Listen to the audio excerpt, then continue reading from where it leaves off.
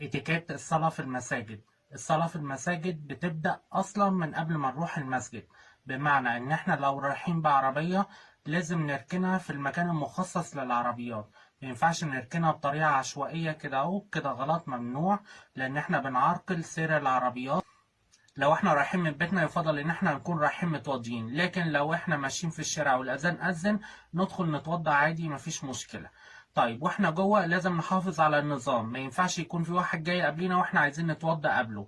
بالنسبة للقبقاب لازم نرجعه مكانه، مش نسيبه متنطور كده اهو في مكان الوضوء، ده كده غلط ما يصحش. واحنا رايحين لازم نكون حاطين مسك او عنبر او حتى برفيوم. من النظافة الشخصية الشراب اللي انت لابسه، لو انت هتصلي وانت لابس شراب مفيش مشكلة، بس اهم حاجة ما تبقاش طول اليوم لابسه وداخل تصلي بيه. اولا هيكون ليه ريحة وهيمسك في السجاد، الريحة دي بتمسك في السجاد اللي تحتك، ده غير طبعا اللي حواليك هيتضايقوا.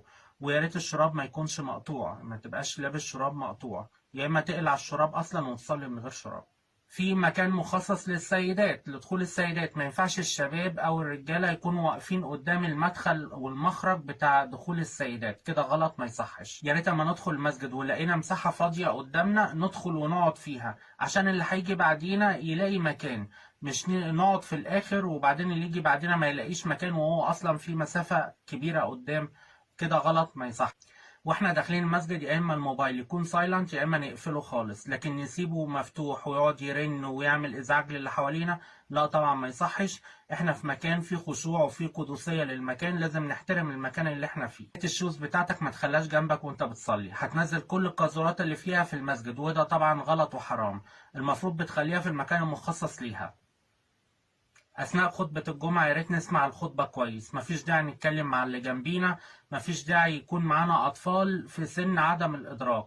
المفروض الأطفال الموجودة معانا تكون في سن الإدراك ونعلمها الخطبة ونعلمها الصلاة، لكن اللي هم الأطفال الصغيرين قوي هيقعدوا يصرخوا ويعيطوا، وده غلط طبعا مش صح.